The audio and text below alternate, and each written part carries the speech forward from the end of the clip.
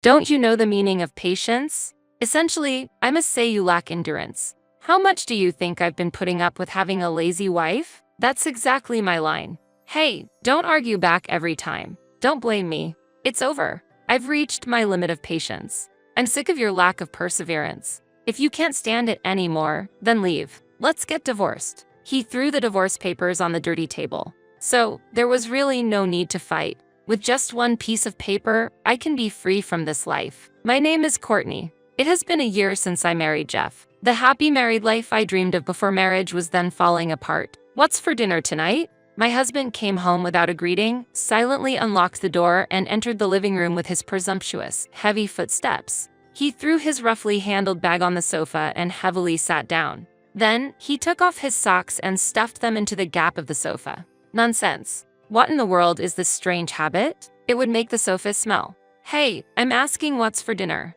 Those socks. Huh? Don't stuff your socks in the gap.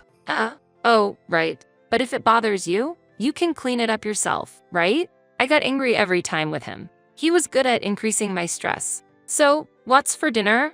Oh, and stop scattering things on the floor. I always tell you that. My husband pointed at a single receipt on the floor. I don't remember dropping it, but when I leaned over to pick it up, my husband sneered. I really don't understand leaving things on the floor. It shows how messy you are. I stopped reaching for it. Can I ask a question? Yeah, what? My husband made an obviously annoyed face. But I didn't care. What's the difference between leaving things on the floor and leaving used socks in the gap of the sofa?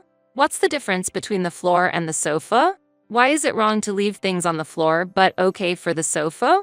It's the same action of leaving things, so why do you say they're different? What? Don't shift the blame to me. I'm not blaming you, just questioning. And according to your philosophy, the person who notices should deal with it. You found the receipt, right? So, why don't you pick it up?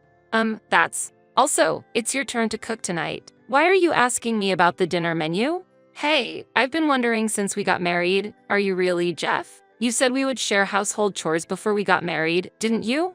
Did you forget? Or were you abducted by aliens and got replaced? If so, we need to rescue the real Jeff. So, who are you? And who's preparing dinner tonight? All right, I'll prepare it myself. He sighed deeply. Courtney, you've changed. With a look of exasperation, he continued to sigh. Every time he chopped using the knife, he'd sigh.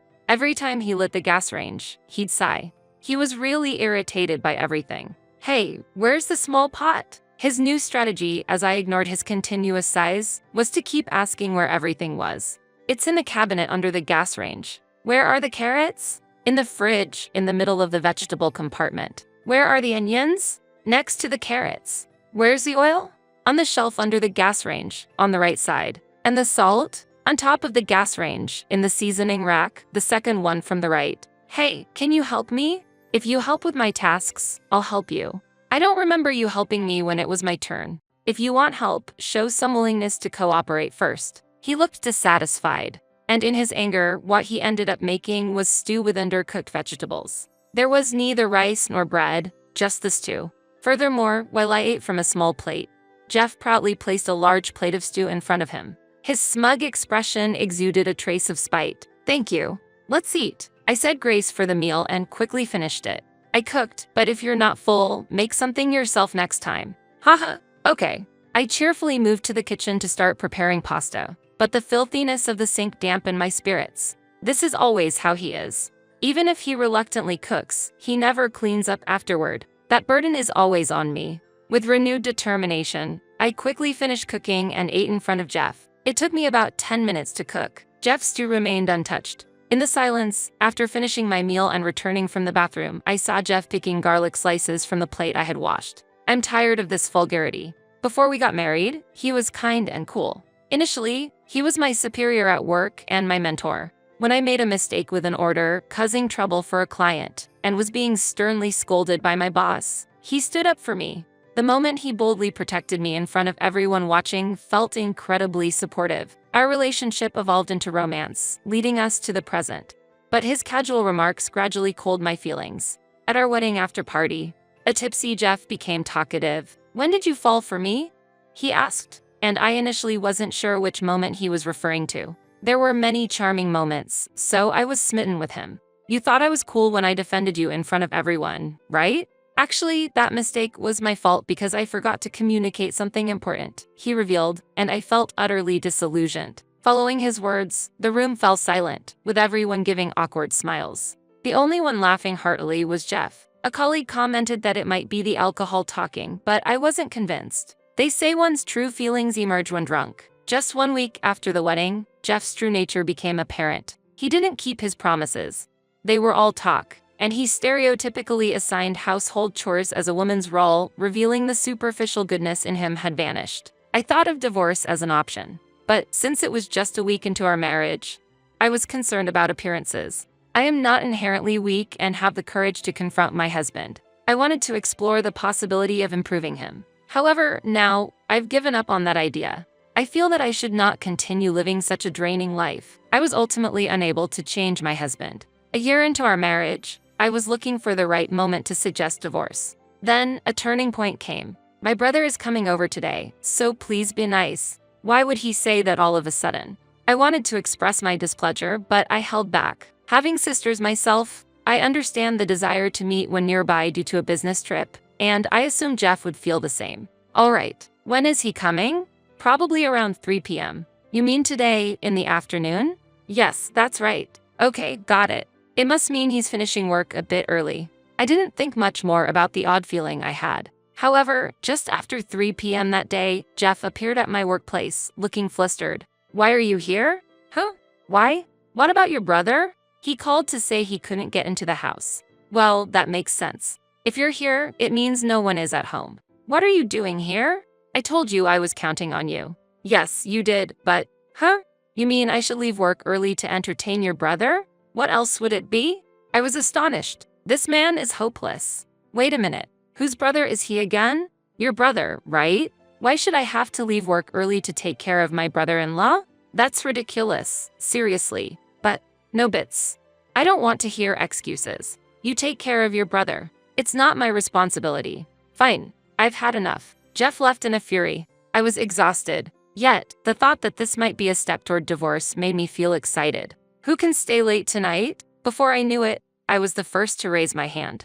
I finished work and left the company after 9 p.m. Since Jeff asked me to, I hurriedly bought some drinks and snacks at the supermarket and went home. I'm home. As I opened the door to our house, a strong smell of alcohol hit me.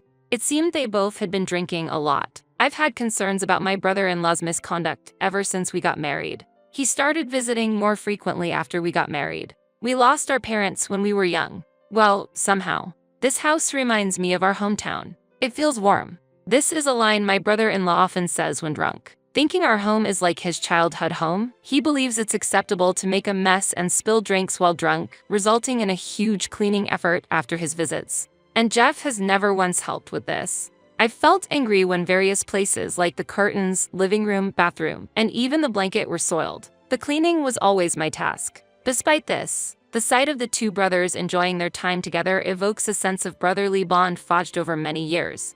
That's why I've repeatedly restrained my anger. I cautiously opened the living room door, only to be greeted by a scene of chaos.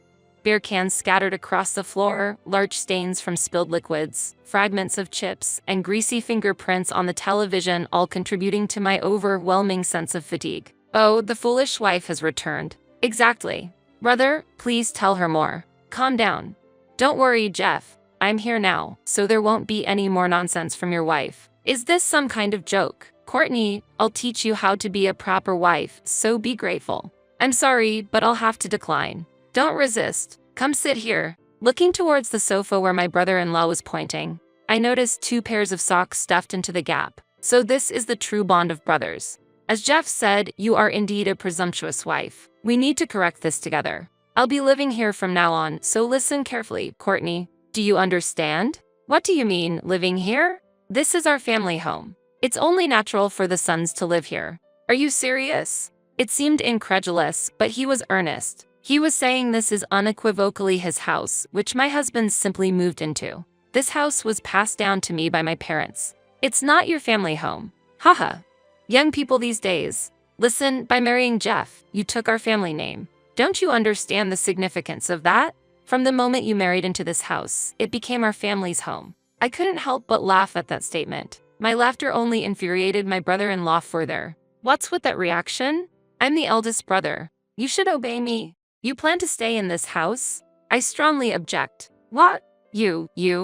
Insolent. Insolent? Do you even understand what that means? And why are you making a scene in someone else's house during the day? What about your job? I quit my job to support my brother. Oh, I see. So you were fired for incompetence, then? It's no surprise that someone like you, who has never shown any kindness even in a relationship, wouldn't understand. I get it now. What did you say? That's discriminatory. I could sue for defamation. Go ahead, be my guest. I didn't say that about everyone, just to be clear. I know people who have little to no experience with romance, but they enjoy their lives. They simply aren't interested. Yet they could find a partner anytime they want because they have attractive personalities. But you constantly complain about women. You want a girlfriend, but your personality gets in the way. It's truly hilarious. Who would want to learn how to be a wife from someone like you?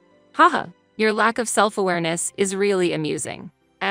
What? Oh no. A man in his 40s started to cry. What a hassle. Stop it. Your personality is the worst. So what? Even if that's true, what's it to you? I don't think I'm a good person. Don't you know the meaning of patience? Essentially, I must say you lack endurance. How much do you think I've been putting up with having a lazy wife? That's exactly my line. Hey, don't argue back every time. Don't blame me. It's over. I've reached my limit of patience. I'm sick of your lack of perseverance. If you can't stand it anymore, then leave. Let's get divorced. He threw the divorce papers on the dirty table. So, there was really no need to fight. With just one piece of paper, I can be free from this life. My husband wanted a divorce, and I accepted it. This would resolve everything. Feeling this, the tension in my body eased. What are you dawdling for? Sign it now. Looking at me, my husband wore a smug smile. What a self-centered person he is. Did he think everything would go his way? Humph, serve you right. Enough with the noise. They were crying just a moment ago, but after that the brothers were all smug. I understand. I'll sign now. And so, I moved the pen. I decided to ignore a certain section that caught my eye for now. A divorced woman, huh? Society can be harsh, especially since it's only been a year since the marriage. How impatient can a woman be? Yes, I've finished signing. I'll take this to the evening reception. And I did just that, marking the end of my marriage to Jeff. Days later, returning home, I found my ex-husband and his brother drinking in the living room. Why are you still here? Get out. What? You're the one who should not come here. This is trespassing. No, this is my house. You're the one squatting. My ex-brother-in-law remains silent, probably not wanting to be made to cry by me again. There's no reason for us to leave. Well then, please come this way. As I shouted, a person appeared in the living room, changing my ex-husband's expression instantly. What? Mr. Stewart, the general manager? Why are you here? I've heard everything. Now, take only what you need and leave. Yes, understood. Mr. Stewart was a significant figure who witnessed our marriage. He was our boss and directly above my ex-husband. As long as he worked at that company, defying Mr. Stewart was impossible. And my ex-husband hurriedly packed the bare minimum. Led by Mr. Stewart, he and his brother left the house silently. After changing the locks, I felt relieved but dizzy at the sight of the messy room. This was the result of my mistake in choosing him. I vowed not to make the same mistake again and got to work cleaning. A week later, Mr. Stewart informed me that my ex-husband and his brother had found another place to live. I then sent an official notice to their rental and workplace. The notice was about my ex-husband's infidelity. While filling out the divorce application, I noticed something in the guarantor section. A temporary employee from my husband's department was listed there. Why would a temp, with whom we had only professional contact, be a guarantor? The reason was clear. It was evidence of an inappropriate relationship. It was doubtful that evidence could be obtained after the divorce. But the temp brazenly shared intimate details of her relationship with my ex-husband on her social media. This bold action provided proof that an inappropriate relationship existed during our marriage, preparing me for this day. As a result, I received a substantial sum in compensation. $20,000 from my ex-husband's side and $5,000 from the temp. The amount far exceeded my expectations. One day, an important meeting was scheduled in the company's conference room. Mr. Stewart, the lawyer, myself, and of course, my ex-husband and the temp were present. The temp, like a drama heroine, made an emotional statement first. Jeff is not to blame. It's all on me. I fell for Jeff on my own. That's all. Let's stick to the main point. Are you willing to make the compensation payment? Compensation. Can it really settle everything? Yes, my client desires the payment. Her reaction was as expected. It's your cold attitude that drove Jeff away. You're truly heartless. I can't sense any compassion in you. She accused. This exchange was just part of a complex and emotional process that led to the divorce and the payment of compensation. Through this situation, I came to realize anew the complexities of human relationships and that legal resolutions don't necessarily bring peace of mind. Will you make the payment or not? I don't care about the money. Are you going to pay or not? I'll give this trivial amount away. She tossed $5,000 into the air and danced gracefully. I got to see the sight of my ex-husband frantically gathering the money from the ground. Jeff is still kind, even in such a situation. No, that's not it. He couldn't afford to fail in front of Mr. Stewart. He's extremely concerned about how others perceive him. Haha, their future will be interesting to watch. So, do you intend to pay the compensation? My ex-husband remained silent, looking down. If you have no intention to pay, what have I done to deserve this? It's about infidelity. We were doing fine. No, truly self-centered and frightening. Why do we have to divorce? What? I had a feeling, but he truly is a problematic person. I don't think we are divorced. No excuses, please. Just tell me if you have the desire to pay or not. I will pay. But I plan to use that money for another wedding ceremony with Courtney. What? It's ridiculous. To divorce over a mere fling. Do you know how much I've endured for you? Despite that, I love you, accepting all your whims. And yet, why repay kindness with betrayal? Jeff, you're divorced from your wife and with me. Be quiet. I'm talking to my wife, Courtney. Mistresses should know their place. Courtney, we're not divorced, right? No, the divorce proceedings are complete. If that's the case, this is just an argument, right? No, you don't file for divorce over just an argument. You were the one who proposed it. I found out about your affair when I saw the divorce papers. The guarantor section had her name. That's how I knew. It wasn't the affair that led to our separation. It was your unbearable character, breaking promises, trying to bring your brother into our home without asking, thinking only of yourself. Your character was the real problem. The divorce is final. Now, will you pay the compensation or not? Yes, the brothers are quick to show theirs. I truly loved you. As he cried out, my ex-husband threw the $20,000 on the table and stormed off. Jeff, wait for me. The temp, her hair disheveled, chased after him, waving her hands. What were we witnessing? The surprise was hard to hide. Wow, that was impactful. Sorry, I'll treat you to something next time. I felt both grateful and apologetic for involving my lawyer friend, a college classmate, in this ridiculous exchange. Mr. Stewart, I deeply apologize for any inconvenience caused. Well, you experience new things at any age. I'm grateful for this new experience. It might be a topic of conversation in the office for a while, but don't push yourself too hard. Yes, I'm fine. I love my job. Thank you very much for your support. As planned, the temp left the company after her contract ended. As for my ex-husband, he resigned after a transfer to another region. Eventually, the two of them didn't end up together. According to my lawyer friend, she's on social media chasing after another man, potentially facing another demand for compensation. It's almost like an illness. Having gained freedom through divorce, I was worried I might become emotionally unstable, but I'm perfectly fine. For now, I plan to focus on my work and move forward at my own pace. Upon arriving at the luxurious high-rise apartment, I spoke with the person at the front desk and obtained the keys to the apartment. Using the dedicated high-speed elevator, I headed to my home located at the top of the building. Wow, this is so nice. As the door opened, my sister-in-law burst in ahead of everyone else and exclaimed joyfully, "Well, let's start organizing our belongings."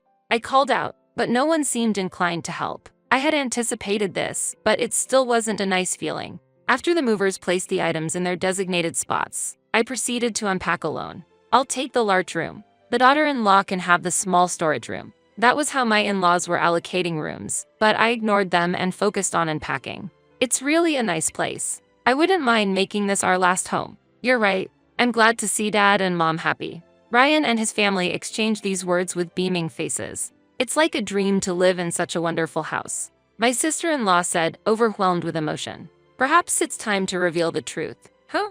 Whose house are you talking about? What? My name is Tiffany Brown. I am 32 years old. I work as a freelance illustrator. Although I used to be a full-time employee at a major publishing company, I chose independence and now primarily accept work from my former employer while also starting my journey as a children's book author. 2 years ago, upon marrying Ryan, we began living together in the apartment I had been residing in. The reason we lived there was because that house was actually my property, and Ryan moved in with me from his rental place. I lost my parents in a traffic accident during my childhood. Afterward, I was raised by my grandparents and bought this apartment when I started working. The funds for purchasing this home came from the compensation and insurance money related to my parents' death. My grandparents, who raised me, saved the money without using it and gave it to me for my future when I graduated from college. The reason I chose that apartment was because my grandparents decided to move into a nursing home. Wanting to spare me the burden of caregiving, they planned to enter the facility together. Respecting their wish, I chose this apartment for its convenient access and proximity to the facility they would be staying at. Although they said there were other uses for the money, it was the best choice for me. About 10 years have passed since I started living here. The 10 years spent with my parents and the other 10 I spent with my grandparents are equally significant to me, and I feel a special attachment to this house. I met Ryan at a friend's wedding after party. He was a colleague of my university friend's soon-to-be spouse. Since many of us happened to be of the same age, we decided to form a group and hang out occasionally. Several couples emerged within this group, and some even led to marriage, including us. Ryan always brightened up the surroundings and was a real mood maker. From our first meeting, I was charmed by him. I was drawn to his bright personality and found him attractive. However, that impression was superficial, and soon after marriage, I got to see his other side. While Ryan was a true gentleman when we were still dating, it became clear post-marriage that he was not the type to spoil a woman who was already his.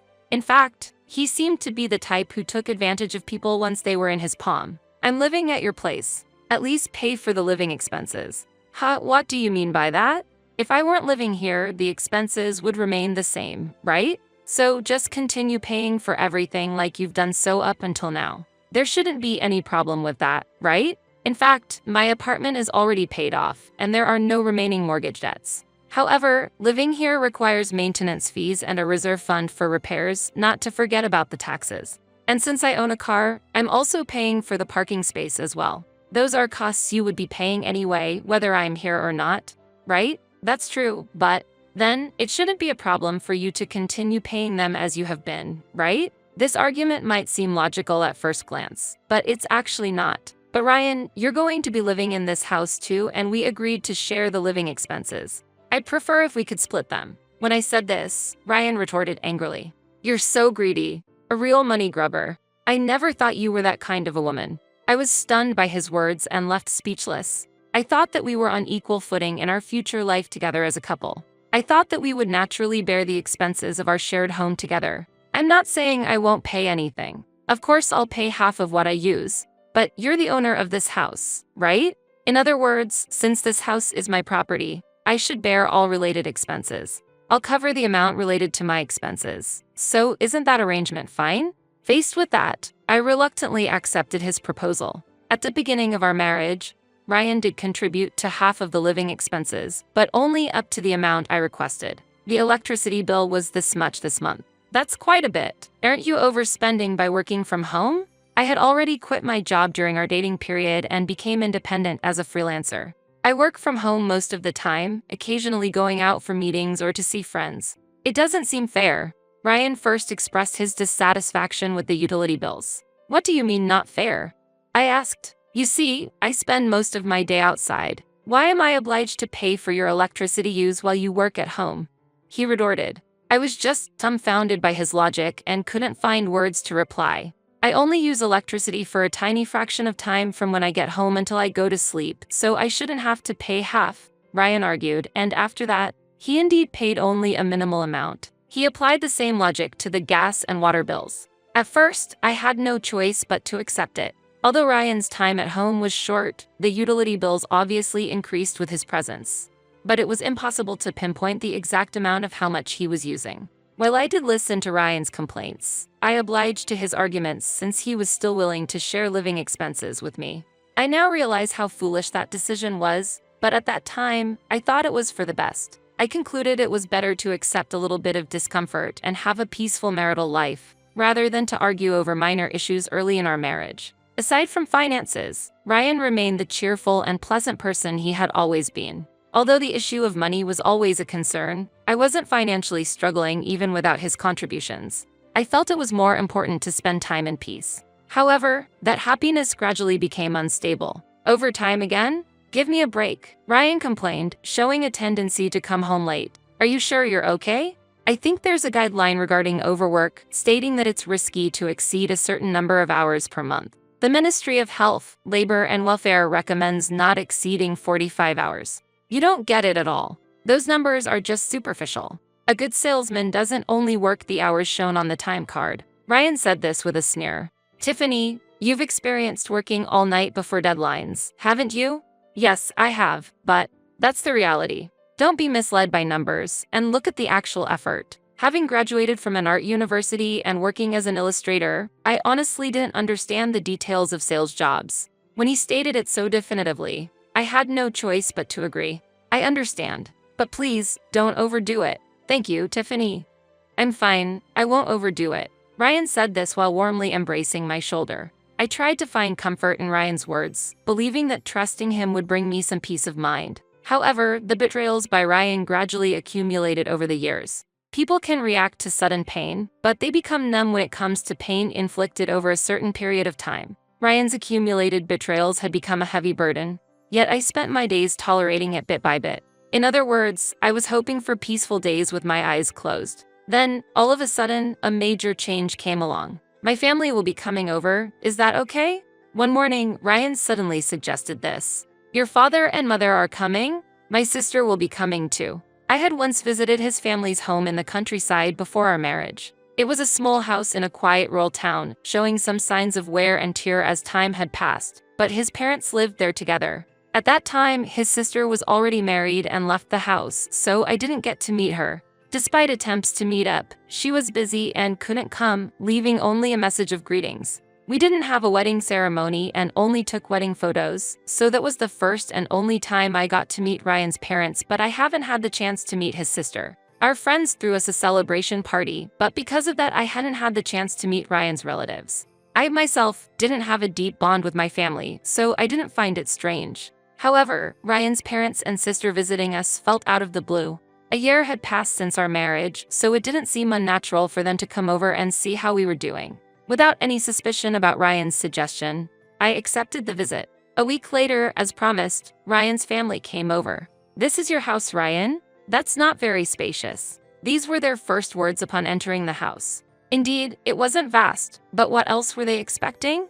This house was originally purchased with the intention of living alone. It had 3 rooms, 2 bedrooms, 1 empty room, and a spacious living dining area. The empty room was mainly used as a guest room while the rest were used as a study and a bedroom. When Ryan started living with me, he said he needed space to work from home, so I offered my workspace as his study, and now I work in the living area. The space is sufficient for 2 people and I don't feel any inconvenience. Following Ryan's mother, his sister, whom I was meeting for the first time, entered our home. It's much smaller than I expected. We're going to live here together? It's small, but I'd be happy if you could bear with it. There's a saying, home is where you make it. I can tolerate it for a while. Having a roof over your head is better than nothing. I wondered how long she was intending to stay here. At that moment, Ryan, with an irritated voice, gave an order. Hey, don't just stand there. Hurry up and carry in Dad and Mom's luggage. Yes, sorry. Which luggage? Expecting it to be just short-term stay luggage. Probably a duffel bag. I looked around inside the entrance, but there was nothing. Where do you think you're looking at?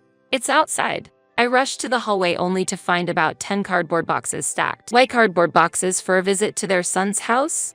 I struggled to understand but realized I couldn't leave so many boxes in the hallway. Fortunately, none of the cardboard boxes were particularly heavy, and I was able to carry them all into the living room by myself. Since the living and dining areas are combined, there was ample space, and I managed to find a spot to stack them without getting in the way. At that time, Ryan and his family were chatting away. After you finish carrying the luggage, let's have some coffee. Hurry up, everyone is tired. Overwhelmed by the situation, I reacted to Ryan's orders before I could think. Really, what a thoughtless daughter-in-law. I'm worried about the future. I'll use this room. While I was making coffee, Ryan's sister claimed our bedroom as her own. That's fine. I'll sleep in the guest room with mom and dad. I'm happy I get to sleep together with Ryan after such a long time. Nice family time. Ryan and his family seem to enjoy themselves as if I wasn't there. Our house only has a bedroom, guest room, and the room Ryan uses as his office. Where am I supposed to sleep? And how long will this situation last? It seems that people cannot think normally when faced with situations that exceed their common sense. While I was in a daze, everything got settled. With the arrival of the in-laws began an awkward everyday life. When will dinner be ready? I'm sorry, I'm preparing it right now. You're really slow.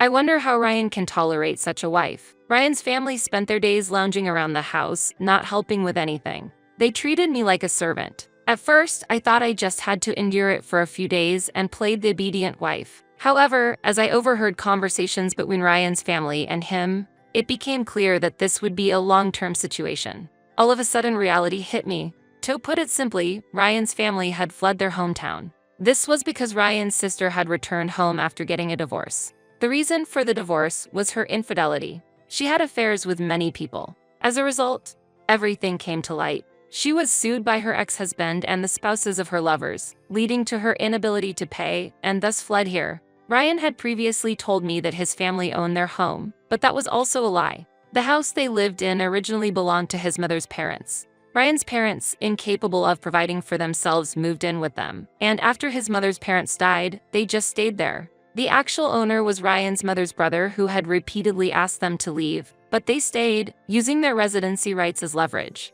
Although he wanted them to leave, he had his own residence and never forced his sister's family out, despite making requests for them to vacate. However, when Ryan's sister returned home with a huge alimony to pay, the parents suddenly decided to sell the house to raise funds. When his mother's brother found out, he was furious and considered legal action, prompting them to flee with all their belongings to our house. Those belongings were the 10 boxes I struggled to carry in that day. That was all they had. I don't know nor care what's inside those boxes, but it seems they don't contain anything of value. Overall, they came to us penniless, and they seemed to plan to depend on us for the foreseeable future. Among that family, only Ryan was different. He was good at studying, graduated from university with a scholarship, and didn't seem to belong to such a family at first glance. He presented himself as a refreshing young man, landed a job at a somewhat reputable company, and then met and married me.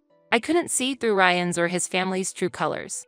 I have no parents and am all alone. I own my home and have a job. For Ryan, I must have been an ideal target. This was no laughing matter. Now that I had it all figured out, I had no intention of being submissive. I absolutely could not accept being manipulated by such a terrible family. I pondered how to resist and immediately started to take the following day. To do that, I first had to pretend to be obedient on the surface. I must not let Ryan or his family catch on to my plan. I'll let them be off their guard and then seize the opportunity. Just as they appeared out of the blue, I too will strike suddenly. While obliging to the in-laws' demands, about a week later, Ryan's sister made a request. "Lend me some money." She said this while extending her hand. She was very direct when asking for money. I was angry but decided not to rebel for now. I handed over some cash to Ryan's sister. "Is this all? Don't you have more?" It's way too sudden, so I don't have more on hand." "Then, a card will do." "Absolutely not. If I give her the card, there's no telling how it will be used. I can't lend you the card. I'll withdraw some money from the bank tomorrow, so please wait until then." I managed to placate Ryan's sister's unreasonable demand with that promise. No matter what happens, I have no intention of handing over my card. That night, after Ryan came home, he criticized me for it. "You could have just lent her the card. You're really stingy with money." I was surprised by his criticism, but I had my reasons, so I decided to apologize. "I'm sorry. I was worried that lending her the card might lead to trouble." "What kind of trouble?" "If she used a card under a different name, your parents might have gotten into trouble for unauthorized use." I was too scared to hand it over. Ryan seemed convinced by that explanation. "Then please make a family card for them to use." Okay. I agreed on the surface, but I had no intention of actually making one. About a month later, Ryan asked about the progress of the family card. I had given some money to the in-laws a few times, but perhaps Ryan, tired of the nagging, was eager to get the card. "I'm sorry, but it seems I can't make that card." I said this while feigning disappointment. I hadn't applied for a family card at all and actually felt no regret. Why not? It seems that they are considered as relatives and not as immediate family. It appears that temporary residence isn't sufficient. The in-laws had imposed themselves on my home without permission, and no official procedures for living together were completed. Since they haven't transferred their residency here, it's impossible to get a residence certificate. Is that true? Faced with this fact, Ryan reluctantly seemed to accept it. Then, if we transfer their residency, would that solve it? Yes, since they're going to be here for a long time anyway. Hurry up and get the procedures done. Brazenly, the in-laws demanded that I handle the paperwork, but considering they'll be staying long-term, I feel this house is a bit small for that. That might be true. That might be why you've been hardly coming home recently, Ryan. At that, Ryan frowned. I'm busy with work and stay until late, so I spend nights at a nearby hotel. Work must be tough. How about we move somewhere else? Ryan and his family were taken aback by my suggestion. This house was originally purchased for me to live alone, and while it's still manageable with Ryan, it's indeed cramped with the current number of people. That's true. Please take a look at this. Wouldn't you like to move to a residence like this? Saying that, I presented a brochure for a new apartment in a newly developed subsidy center. It was a high-rise apartment. The brochure showed photos of an apartment located on the highest floor of the building. The spacious interior offered a panoramic view of the cityscape through large windows. How did you manage to get such a magnificent apartment? Feeling cramped in our current home, I made a bold decision. I sold this house and combined the inheritance from my parents with my savings to purchase this new place. I see. While our current home is nice, the new one is even better. Initially skeptical, Ryan and his sister relaxed their expressions when they learned the purchase was complete. You're quite something. My view of you has changed. I feel like now we can finally accept you as a family member. The in-laws also nodded in agreement, smiling. Thus, the discussion about the move went smoothly. A month later, the moving day arrived. While I felt a bit sad to say goodbye to the house I had lived in for so long,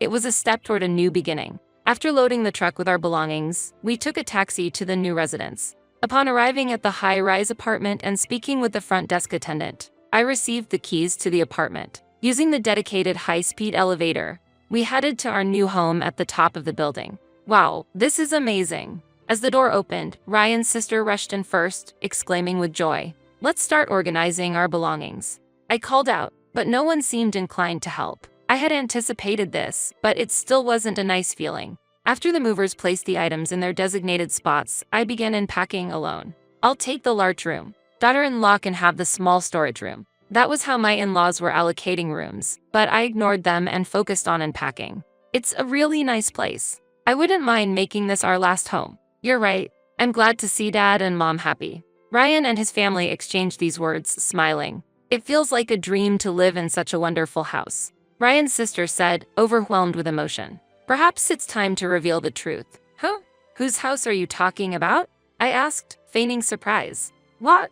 This isn't your house. This is the house I purchased to live with my grandparents. But you asked us if we wanted to live in such a house. Ryan's sister protested loudly. Yes, I did ask if you wanted to live here, but that was merely a question of interest, not an offer to live together. Indeed, I said that, but I never proposed living together. I can't imagine living with these people forever. I would like you all to leave immediately. I am the owner of this house. As the landlord, I am asking you to leave, so please comply before this escalates into a problem. Don't be ridiculous. Ryan, his face turning red, stamped his foot in anger. Just be quiet and obey me. This house is for me and my family. If you don't like it, you can leave. Yeah, get out. Exactly. Ryan and his family were pressuring me to leave this house. I used the wall-mounted intercom to call the concierge. Excuse me, there are intruders in my house trying to kick me out. Please come immediately. With those words, an alarm sounded throughout the room. What's going on? So noisy. Stop it right now. The security staff, alerted by the call, arrived promptly in the room. That's the benefit of living in a luxury apartment. These people are the security staff of the apartment. If you don't leave, I'll have no choice but to call the police. As the doorbell rang and the security staff inquired about the situation, the in-laws started to panic. They must have realized that my warning was not a bluff. Even though the security staff had arrived, the in-laws desperately tried to talk things over. I decided to listen to what they had to say. I wanted to know what Ryan had been telling his family. He portrayed me as a pitiable woman with no relatives, claiming that without him, I couldn't sustain myself and that it was okay to treat me like a housemaid. This testimony from the in-laws was valuable, so I decided to be lenient. In fact, when giving money to the in-laws, I had them sign a document stating the amount I gave them. To put it simply, it was a promissory note. Ryan told me I need proof that I've given you the money. Otherwise, I will be scolded. If you sign, I'll give you as much money as you need. Presented with this condition and realizing they could get money, the in-laws readily signed. Thankfully, I secured evidence of the loan amounts. Originally, I planned to get the money repaid from the in-laws, but realizing it would be difficult, I decided to make Ryan responsible and urge him to leave the apartment. You're safe for now. If you leave immediately, I'll forget about the money. But if you step foot here ever again, I'll demand the full amount of the borrowed money. As I waved the promissory note, the in-laws finally gave up and left. I'm Tiffany's husband. I have the right to live here. I won't leave. Ryan insisted on staying and refused to leave. Then, let's talk this over right here right now. Alright, let's talk. If you do anything strange though, I'll call security immediately. After expressing my gratitude to the security staff, I dismissed them for now. Why are you doing this? Do you hate my family that much? Of course. Appearing suddenly and treating me like a slave, I firmly countered Ryan. Alright, if you hate it so much, I'll ask my mother and the rest of the family to leave. But I should stay here, right? I was just appalled by his words. He was planning to abandon his family just to secure his own residence. Such a low life. No, you need to leave this place too. Why? We're husband and wife. No. I presented Ryan with a folder. What is this? Ryan's face went pale as he looked through the folder. Quite a young one, isn't she? Apparently, you've been spending several days a week together. The folder contained evidence of Ryan's infidelity. There were numerous photos of them walking intimately and entering a hotel together. Ryan had been having an affair with that woman shortly after our marriage. You planned to proceed with our divorce and move to your previous apartment, correct? That's a lie. Who told you that? I activated the voice recorder I had in hand. His lover's voice filled the room, and Ryan froze. It was evidence obtained by a private investigator. The investigator had contacted the other party, informed her that Ryan was married, and recorded her reaction. The woman boasted about how, once I was out of the way, she would live in Ryan's apartment with him. She believed Ryan was in the midst of divorce proceedings and that I was the obstacle because I wouldn't agree to the divorce. That left Ryan exhausted from dealing with his family and ultimately resulting in me leaving the house voluntarily. The woman was convinced she was Ryan's only true love and that his relationship with me was completely over. She laughed, saying, "True love will eventually win." But as soon as she realized she was speaking to an investigator, she started to defend herself. She felt deceived by Ryan, thinking their relationship was over. She was willing to reveal everything in exchange for not pursuing damages against her. When asked by the investigator what I would do based on her information, I said, "It depends on what you tell me," and she ended up disclosing everything, even information not requested. All of it was recorded on the voice recorder. True love turned out to be quite fragile. I've got solid evidence. This could lead to a substantial settlement. Ryan collapsed to the floor, drained of strength. I've sent your belongings to her apartment, so you can live there from now on. Please leave now. I contacted the concierge again and had Ryan, who had lost all his strength, removed from the room. As promised, I decided not to pursue damages against the lover. Ryan's dishonest actions became clear through the testimony provided. As a result, I was able to secure a substantial settlement from him. The amount was more than enough to take forgiveness into account. In return, I informed his and her parents and their workplace about his actions. Since there was no promise to keep the information secret, sharing it was not a problem. She was Ryan's subordinate, and they had grown close while working together. It might have been a touching story had he not been married. After informing the company, they admitted to their lack of management and apologized. To protect their image, the company had her resign, while Ryan was demoted and transferred to another subsidiary. The two had engaged in personal conduct during work hours, causing damage to the company. Such actions required appropriate measures. Rumor has it that the family is now living together in her apartment. They claimed it's your fault that we are in this situation. Take responsibility. So they reside in that apartment together. Ryan took out a loan to pay me the alimony. He is now struggling to manage his finances and repay the debt. I anticipate that he'll soon be forced to ask his family to leave due to financial difficulties. Ryan thought of me as being pitiful caring for my grandparents in a facility. But the reality was slightly different. My grandparents are indeed in a facility, but it's a high-end one for a comfortable lifestyle. They once ran a business and planned to pass it on to my young parents. But after their early demise, they decided to retire, handing over the business to a trusted individual. I've always loved painting since my student days, winning many awards. When I expressed my desire to work in art, my grandparents decided against passing their company to me, choosing to live in a luxury facility by their choice. I pursued a career related to art and am now recognized as a children's book author. My books have been successful, gaining me a certain level of fame. Since parting ways with Ryan, my fortunes seem to have turned for the better. He must be regretting now, knowing the truth. I used the profit from selling the apartment, my parents' inheritance, and royalties from my work to purchase that high-rise apartment. I hope to live with my grandparents again, so I decided to act on that desire. The facility will remain available for them going forward, where they can receive proper support if they ever need it in their daily lives. However, for now, they are both maintaining their health. The success of my books has allowed me to express my gratitude to my grandparents. It looks like we will enjoy a happy life together for a while longer. Despite an unfortunate encounter, that experience has paved the way for a hopeful future ahead.